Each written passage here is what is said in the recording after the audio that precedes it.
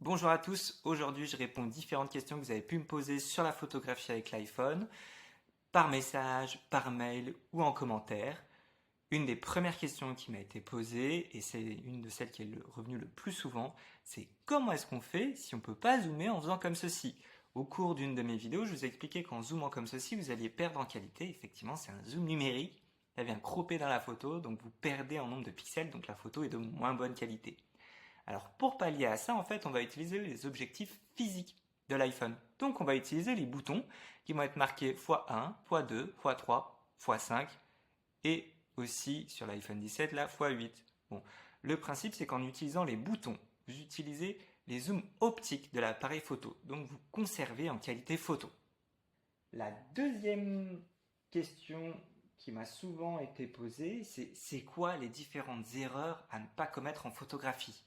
Alors, je vous en donne rapidement quelques-unes. La première, c'est de ne pas réfléchir à la composition, c'est-à-dire ne pas réfléchir au cadrage de sa photo. Il faut prendre le soin d'aller positionner ses sujets. La deuxième, ça va être de négliger la retouche photo. Toutes les photos que vous voyez sur Instagram, elles sont toutes retouchées. Il y a forcément un style, un filtre, la balance des blancs, le réglage de l'exposition qui a été retravaillé. Ne pas exploiter les différents modes de l'appareil photo de l'iPhone. Vous avez photo, vous avez portrait, vous avez panoramique, vous allez retrouver le mode nuit, le réglage de l'exposition. Ça va être ça en fait qu'il va falloir utiliser pour bien réussir ces photos.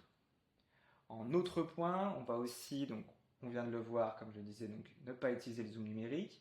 Un point très important, c'est de négliger la lumière. Il faut toujours que vous soyez dans des endroits où il y a une lumière suffisante. Ne pas hésiter à rapprocher d'autres lampes, par exemple, pour éclairer. La meilleure lumière, c'est la lumière naturelle.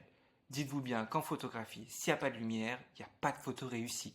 Évidemment, le mode nuit existe, mais il faut quand même un petit peu de lumière et le capteur reste ouvert beaucoup plus longtemps, donc il faut aussi rester stable. Voilà pour les grosses erreurs qu'on fait souvent en photographie. Ah si, une dernière, ne vous prenez pas en photo, ne prenez pas de photos à contre-jour devant une fenêtre par exemple, puisque la photo sera ratée. Vous pouvez très bien prendre des photos de contre-jour, mais il va falloir gérer correctement l'exposition pour avoir un effet du coup d'ombrage.